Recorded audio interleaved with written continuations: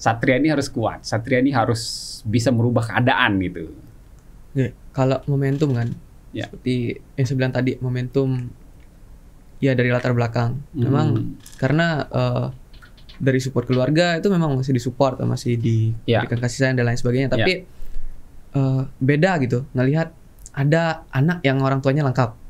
Nah itu kok saya nggak ngerasain itu gitu.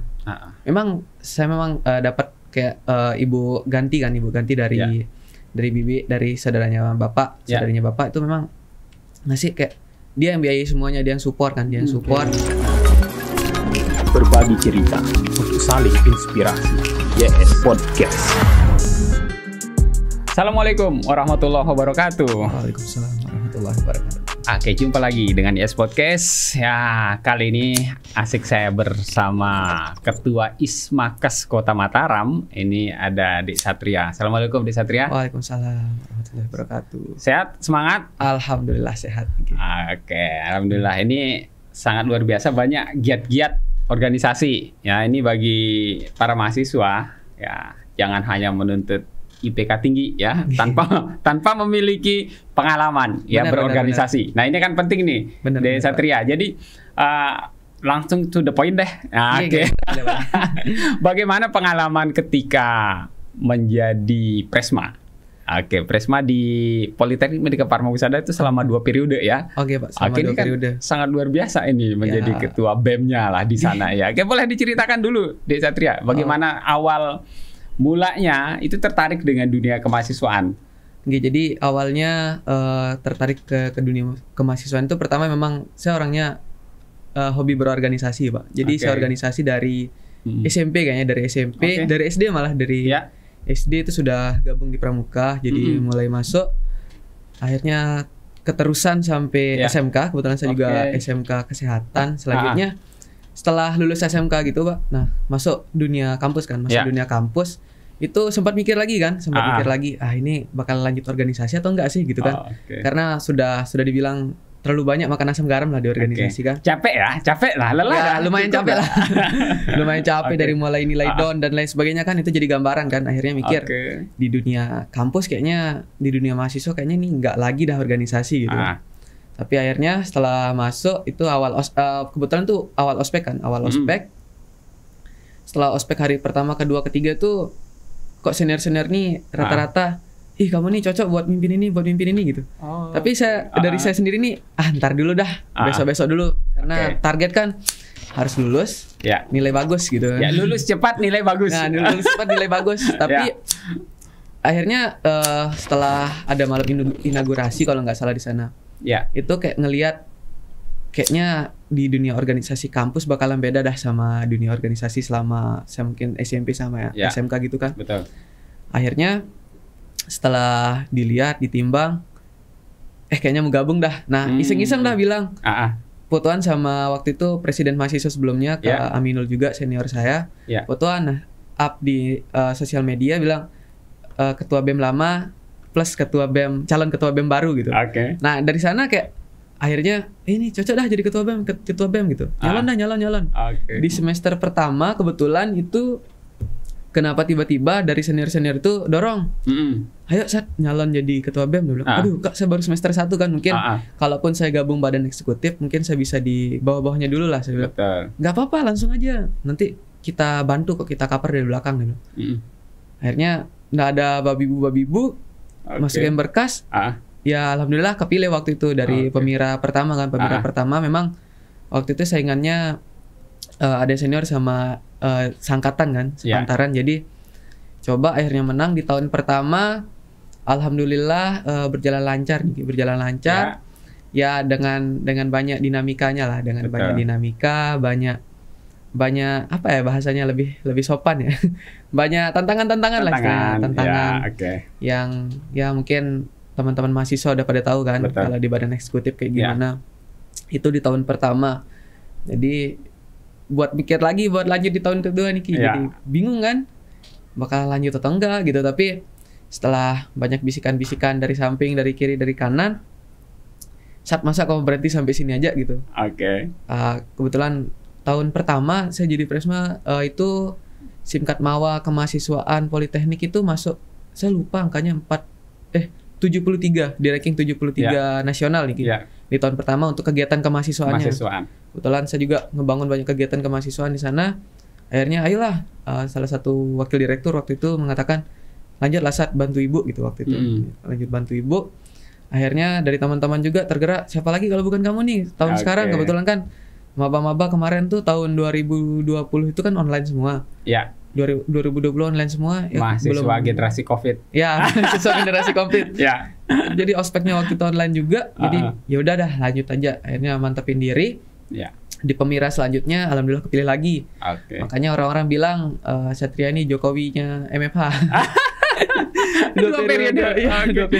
Agak jarang tuh sampai yang 2 periode karena memulainya itu kan waktu semester dari semester awal. Ya, semester awal ini yang membuat ini ya ada kesempatan dan memang pasnya memang semester ketiga memang pasnya semester 3 tapi ini bisa jadi justru ketika semester 1. Jadi semester 1 jadi agak bingung juga sih, tapi ya akhirnya dijalanin ya alhamdulillah lancar. Di tahun kedua Niki yang di Singkat Mawa kebetulan di kegiatan kemahasiswaannya ranking 37 nasional gitu. Wah, berarti sudah cukup lompat jauh ini, separuhnya jauh, kan dari 70-an. 73 ke 37, kebalik deh angkanya. Oke. Nah, itu kebetulan jadi kebanggaan tersendiri lah bagi diri sendiri gitu. Ini kan capaian ya. Capaian menjadi mahasiswa dan memimpin organisasi mahasiswa ada di kampus. Dalam perjalanan kan selalu ada titik atau sering kita sebut momentum. Momentum. Menemukan momentum apa di Satria ketika menjadi ketua saat itu? Kalau pas waktu jadi Presma Niki, yang nemuin momentum yang dimana itu jadi titik balik sebenarnya. Jadi titik balik kan memang kalau misalkan bisa dikatakan yang anak kecil nggak tahu apa-apa gitu. Di selama perjalanan selama 2 tahun itu saya benar-benar ngalamin pengalaman hidup lah. Pengalaman hidup kebetulan Tiang selama 1 tahun terakhir di jabatan terakhir tuh hampir 1 tahun full tuh diemnya di sekretariat di kampus. Jadi hidup di kampus memang jadi mau mandi, makan semuanya di kampus kebetulan sama teman-teman yang ini karena kebetulan waktu itu kan COVID jadi nggak ngekos dan nggak tinggal di mana-mana kan kebetulan Tiang dari Lombok Tengah jadi akhirnya memutuskan untuk diem kampus. Itu selama setahun itu ya dibilang pahit manis, kebanyakan pahitnya kayaknya. Mulai dari memang kita kan jalanin dunia kemahasiswaan tuh hampir ya dibilang apalagi sambil ngejalanin organisasi, ngejalanin kuliah. Terus saya memang tipe orangnya yang enakan minta kan, apalagi bilang ke orang tua atau apa buat ini. Jadi selama 1 tahun tuh hidup di kampus, ya mungkin ada teman-teman yang membersamai gitu kan. Saya pernah bukan satu waktu sih, sering kali itu sama teman-teman kalau misalkan sudah buntu nih kan, udah buntu, kegiatan mungkin lagi kosong, terus kita lagi nggak ada suplaian makanan atau apa gitu tuh. Akhirnya cuma ada beras dan beras itu sisa sedikit. Itu cerita ya sekitar pertengahan itu akhirnya nasi sisa di Magicom kan, kita bawa Magicom dari tempat, ada teman yang bawa Magicom, kita berlima waktu itu di sekretariat ya. Kita tuh makan nasi basi di sekretariat. Iya, makan nasi basi saking memang kita waktu itu memang lagi dihujani dengan banyak keperluan lah. Jadi kita buat makan tuh benar-benar kosong. Nah itu jadi pengalaman hidup buat saya gitu. Jadi akhirnya ngalamin gini loh rasanya sakit gitu kan. Ini rasanya sakit, ini yang benar-benar kita tuh ngebentuk kita akhirnya kedepannya kita bisa belajar dari sana gitu. Betul. Jadi ada hal momentum ketemu hal yang pahit banget ya. Pahit banget itu jadi pengalaman di situ. Jadi mungkin kedepannya nggak bakalan kaget lah. Ini boleh saya hubungkan dengan latar belakang nggak ini? Jadi sebetulnya pasti ada membuat orang semangat itu. Saya yakin itu ada pemicunya, biasa dari lingkungan terdekat kita gitu, keluarga kita kan. Kita menjadi lebih on fire, kita menjadi lebih bersemangat, itu lebih banyak dipengaruhi adalah orang-orang tersayang di sekitar kita. Bagaimana melihat dukungan itu di Satria? kalau Tiang kan memang latar belakang keluarga nih, Ki. Latar belakang keluarga memang bapak sama ibu kan sudah pisah. Jadi memang lama tuh tinggal sama nenek sama kakek. Jadi memang dibiayai sama saudara bapak. Saudara bapak yang biayai. Itu memang support rata-rata mereka, tapi sama bapak tetap ngehubungin mungkin sama. Jadi kalau dibilang saya pengen ngebalikin keadaan itu gitu. Memang saya kan emang nggak enakan kan buat ini karena tahu diri juga kan, nggak mau terus jadi beban gitu. Nah selama kuliah itu memang jarang sekali buat ini. Saya juga cari sampingan beberapa kali. Jadi sekarang juga masih jadi pelatih marching band. Pelatih marching band sekarang di SD 2 Sandik. Tapi kebetulan gara-gara COVID kemarin kan, jadi semua itu dari online. Jadi sampingan tuh keputus. Jadi ya tinggal mau minta nggak enak, nggak makan gitu. Jadi ya ada sampingan mungkin ada yang bisa dikerjain, itu kita kerjain gitu. Nah kebetulan juga dari titik balik makan nasi basi itulah, akhirnya kita mikir nih apa yang bakalan kita usahakan gitu sama teman-teman badan eksekutif.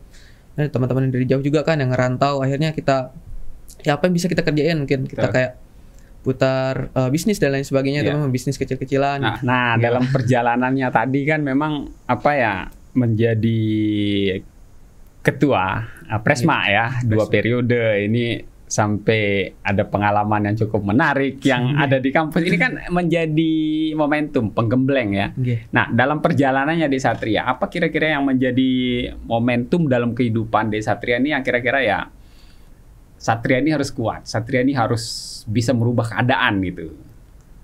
Kalau momentum kan, seperti yang saya bilang tadi, momentum ya dari latar belakang. Memang karena dari support keluarga itu memang masih disupport, masih diberikan kasih sayang dan lain sebagainya. Tapi beda gitu ngelihat ada anak yang orang tuanya lengkap. Nah itu kok saya nggak ngerasain itu gitu. Memang saya dapat kayak ibu ganti dari bibi, dari saudaranya bapak itu memang ngasih kayak dia yang biayai semuanya, dia yang support kan, Memang dari SMK dia yang biayai, terus sampai kuliah juga dibiayai. Tapi gimana ya, beda gitu kita ngelihat orang yang bisa lengkap dan bisa berkumpul sama keluarganya gitu. Betul. Memang kalau itu yang menjadi titik balik lah, yang bilang kalau nanti suatu waktu gitu, saya nggak bakalan ngasih orang buat ngerasain ini gitu. Memang saya ini bisa dibilang bisa nyembunyiin lah, di rumah tuh beda, tapi kalau di luar tuh beda lagi gitu. Jadi nggak kepengen ngelihat orang tuh susah gara-gara Tiang gitu. Nah jadi, itu betul yang bikin kita tuh ini harus dirubah gitu. Itu yang membuat, kalau bahasanya kita ini pecut ya. Pecut. Pecut kita. Artinya ada sebuah motivasi yang luar biasa dari dalam diri kita. Ini kalau percuma motivasinya dari orang lain. Benar. Kalau dari kita saja nggak tersentuh, nggak mau berubah gitu. Artinya Desa Satria sudah memiliki momentum, sudah memiliki ikhtiar khusus lah bahwa ini jangan sampai. Apalagi buat keturunan saya berikutnya. Ini kan cukup menarik Desa Satria. Bagaimana Desa Satria membalik keadaan itu, dan pada akhirnya alhamdulillah lulus ya. Lulus dari kuliah. Ini kan sebuah proses perjalanan sangat panjang yang melelahkan. Boleh diceritakan apa hal menarik ketika sampai perjuangan lulus momentumnya? Kan kalau dari pengalaman menarik ini kan dia lebih banyak di organisasi kan, banyak di organisasi. Jadi di organisasi itu yang ngerasain kekeluargaan, kebersamaan itu jadi bumbu manis lah selama kita kuliah ini. Betul. Selama bumbu manis di kuliah. Tapi mungkin pengalaman pahit juga selama di organisasi banyak nih, sampai tinggal di kampus. Tinggal di kampus, terus di kampus di sekretariat hidup itu seadanya. Sama teman-teman juga, dengan keadaan teman-teman rantau juga yang lain dari Sumbawa maupun Bima itu juga sama kondisinya. Jadi sampai makan seadanya juga, sampai makan nasi basi. Jadi itu jadi pengalaman atau momentum baliklah dari sana gitu. Nah memang kalau selama kuliah ini saya juga banyak belajar di organisasi dan juga banyak belajar dari orang-orang sekitar lah. Karena saya ada sebuah kata-kata yang mengatakan bahwasanya setiap orang tuh adalah guru dan setiap tempat adalah sekolah. Nah, itu kata-kata itu terus yang pegang gitu. Jadi dari setiap orang tuh saya belajar. Jadi dari momentum Kilas Balik itu akhirnya selama perjalanan selama 3 tahun ini banyak setiap bertemu dengan banyak orang tuh jadi banyak pembelajaran yang bisa diambil gitu. Semua itu jadi guru buat Satria. Semua itu jadi guru gitu. Bahkan ada orang-orang yang lebih susah lagi kondisinya dari saya tuh, itu yang saya jadikan motivasi gitu. Saya jadikan motivasi mungkin, atau ada orang-orang yang lebih dari saya tuh saya jadikan panutan untuk pembelajaran dari dia gitu. Oke, itu selalu, makanya di setiap lingkungan, di setiap kan ini di Satria berarti banyak menghibahkan waktunya selama selama menjadi mahasiswa itu terlibat dalam bidang keorganisasian. Nah, saya yakin itu pun yang mengantarkan Desa Satria menjadi orang yang kuat. Ini kan menempa diri. Iya, benar. Oke, nah dalam pengalamannya nih, apa nih pesan yang bisa diberikan ke adik-adik mahasiswa ini ya, berdasarkan pengalaman, on base pengalamannya ini di Satria untuk berorganisasi. Kalau dari pengalaman berorganisasi kan, rata-rata kita lihat sekarang tuh orang itu malas berorganisasi, apalagi mahasiswa kesehatan. Karena dari masih melekat peraturan NKK-BKK tahun zamannya Pak Soeharto itu di mahasiswa kesehatan, di mana mahasiswa kesehatan itu kan harus 100% praktikum. Nah, itu nilai wajib untuk seorang mahasiswa kesehatan, tapi karena tanpa praktikum, apalagi vokasi itu bisa dibilang nilainya nggak ada gitu. Betul. Nah, saya kasih motivasi buat teman-teman sekalian bahwasanya ilmu yang kita dapatkan di kelas itu hampir cuma 30% dari apa yang akan kita temukan nantinya. 70%-nya itu kita akan temukan di lingkungan sekitar maupun di organisasi. Nah, selama berorganisasi itu memang pasti akan merasakan namanya titik jenuh atau bosan. Nah, wajib hukumnya. Nah, di sana itu bagaimana caranya kita balik dari kondisi itu gitu. Nah, selama berorganisasi, yakin dan percaya mungkin kita tidak bakalan ngerasain manfaatnya sekarang. Tapi nanti mungkin 4, 5, 6 tahun ke depan itu organisasi ini yang bakalan ngebentuk kita dan ngebawa kita ke menjadi sesuatu gitu. Ini udah terbukti nih. Ya, sekarang menjadi ketua Ismakes ini. Nah, ketua Ismakes gimana ceritanya? Terjun di ketua Ismakes. Kalau di Ismakes Kota Mataram kebetulan Tiang dari maba dari tahun 2019. Kebetulan juga Ismakes ini berperan besar. Mungkin selama Tiang ngebentuk diri, ngetempa diri. Itu dari 2019 itu dari bisa dibilang naik terus gitu. Dari karir karir organisasi. Kalau dia karir organisasi, jadi dari tahun 2019 itu naik jadi kepala biro waktu itu, kepala biro komunikasi dan informasi. Di sana juga saya banyak belajar buat bagaimana ngebentuk BEM kan. Saya ngambil apa yang bisa diambil, dipilah, saya masukkan ke dalam badan eksekutif mahasiswa. Itu sehingga bisa lebih bagus lagi, bisa lebih ditingkatkan lagi lah kinerjanya gitu. Terus di tahun 2020 saya naik jabatan. Naik jabatan jadi wakil ketua umum kebetulan. Wakil ketua umum, dan tahun 2021 kemarin kepilih jadi ketua umum. Nah, itu ceritanya memang sedikit seru lah ceritanya naik jadi ketua umum itu. Jadi karena sudah semester akhir kan, waktu itu sudah semester 5 kan, semester 5 ya, karena lagi ngurus. Nah, satu-satunya senjata saya sebenarnya masih agak ragu sih kemarin buat megang Ismakes karena memang semester akhir itu kan. Tapi gara-gara Tiang kan sudah seminar proposal dari semester 4. Jadi proposal maupun penelitian dan KT itu di semester 4 dan 5 itu sudah selesai lah. Udah selesai. Jadi ayolah jadi ketua Ismakes gitu. Dari kemarin kamu sudah ngebangun kampusmu, sekarang kamu berbuatlah untuk Ismakes gitu. Sayapnya lebih lebar lagi. Ya, sayapnya lebih lebar lagi. Sekarang ya bisa dibilang megang seluruh mahasiswa kesehatan lah di Kota Mataram. Jadi ada sekitar 14 kampus yang memang gabung di Ismakes tuh. Rata-rata kita bawahi gitu. Apa pengalaman baru yang didapat di Ismakes ini? Pengalaman baru tentunya pasti ada ya, banyak. Apalagi kelas organisasi besar gitu. Pengalaman yang memang bisa banyak saya dapetin di Ismakes itu ketemu sama orang-orang baru, apalagi orang-orang besar. Nah, kita berdiskusi terus saling sharing dan lain sebagainya itu lebih beragam lagi. Mungkin kalau selama 2 tahun di kampus kemarin kan hanya mungkin dengan latar belakang yang satu kampus itu. Itu ceritanya maupun pembelajarannya kita dapat mungkin cuma sebagian gitu. Betul. Tapi kalau di Ismakas Kota Mataram karena ini lingkupnya lebih luas lagi, lebih banyak dinamika di dalamnya. Itu tentu pelajaran serta pembelajaran dalamnya itu lebih banyak. Mungkin kalau dari pengalaman di Ismakas mungkin ya enggak sesakit pengalaman di badan eksekutif ya. Tapi pembelajaran serta pemahaman karakter serta sifat masing-masing pengurus serta anggotanya itu berbeda-beda dan pendekatannya berbeda-beda gitu. Jadi saya dapat belajar bahwasanya memang setiap karakter manusia itu berbeda-beda, tapi ketika kita bisa menyatukan mereka semua maka akan muncul suatu kekuatan yang baru gitu. Itu akan menjadi indah ketika yang berbeda-beda itu bersatu. Benar. Pelangi itu nggak bakalan bagus kalau cuma satu warna. Semangat. Ini sangat luar biasa. Dek Satria dari kampus dengan berbagai hiruk pikuknya, kemudian berhasil selesai ini kan semua menjadi penempa. Apapun yang didapatkan ketika berorganisasi di kampus ini akan menjadi indah pada saatnya. Nah, kita capek ketika menjadi mahasiswa, tapi manfaatnya itu ketika kita selesai. Nah, sekarang ini udah menerima manfaatnya nggak kira-kira hasil capek-capek berorganisasi dan segala macamnya itu sudah didapatkan nggak? Kalau dari manfaat setelah capeknya organisasi itu, alhamdulillah sudah bisa didapatkan dari lama sebenarnya. Kita ketemu sama orang-orang baru, buka relasi baru, buka saya baru tuh sebenarnya udah saya katakan sebagai manfaat. Buat ketemu sama banyak tokoh yang memang banyak tokoh itu mensupport gitu.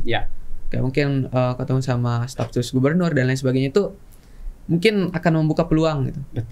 Membuka peluang ke depannya. Mungkin ada juga beberapa tokoh yang memang ngasih kayak ayolah kerja di tempat saya gitu. Itu jadi jadi benefit lah buat kita gitu. Untuk kenal dengan orang-orang itu. Manfaat di organisasi, apalagi memang kalau dari saya kan memang mengambil organisasi itu pembentukan diri kan. Penempaan dirinya. Jadi kalau dari manfaat sebenarnya sudah dapat dari pertama kali terjun ke organisasi gitu. Tergantung bagaimana perspektif kita aja. Kembali lagi. Kembali lagi apa yang menjadi motivasi kita terjun di sana ya. Sekarang udah bekerja, saya yakin capek-capeknya organisasi itu, ini ketika kerja itu biasa mulai kita dapatkan. Harapannya ke depan? Harapannya ke depan bagaimana mungkin kita bisa seperti yang saya katakan tadi benar-benar membalikan keadaan membalikan keadaan sehingga sukses itu bukan hanya angan gitu. Sukses bukan hanya angan, tapi perlu dibuktikan. Siap. Ini sangat luar biasa. Ini sahabat YS Podcast. Dek Satria sudah banyak bercerita bagaimana hiruk pikuk menjadi mahasiswa, kemudian dengan latar belakangnya sendiri yang saya yakin tidak diinginkan oleh semua orang juga, tapi mampu survive, mampu bertahan sehingga berhasil lulus. Itu penuh dengan perjuangan, jelas itu banyak cerita. Nah, tadi juga sudah diungkap bahwa di Ismakas sudah terjun di Ismakas sudah sangat luar biasa dengan teman-teman baru benar. Ini menjadi semangat baru tentunya. Nah, semoga ke depan ini Dek Satria bisa berkembang lagi. Karir organisasinya. Jangan berhenti cuma sampai di sini ke Ismakas. Ambil lagi yang lain-lain lagi Tapi mungkin dekat-dekat ini masih fokus sama kerjaan lah. Fokus sama kerjaan dulu mengembangkan karir. Benar. Sekarang cari karir di dunia kerja lah. Betul, karir di dunia kerja. Semoga nanti banyak memberikan manfaat tetap memberikan manfaat di tengah masyarakat kita. Terima kasih Dek Satria sudah bisa hadir di YS Podcast berbagi cerita, sangat luar biasa. Semoga banyak yang terinspirasi juga sahabat-sahabat yang lainnya. Sahabat YS Podcast, demikian yang bisa saya bahas dengan Dek Satria. Banyak yang bisa kita ambil sebagai pelajaran karena tagline-nya YS Podcast berbagi cerita untuk saling inspirasi. Semoga banyak inspirasi yang bisa diambil hari ini. Ketemu lagi di konten-konten YS Podcast berikutnya. Assalamualaikum warahmatullahi wabarakatuh. Waalaikumsalam. Berbagi cerita untuk saling inspirasi. YS Podcast.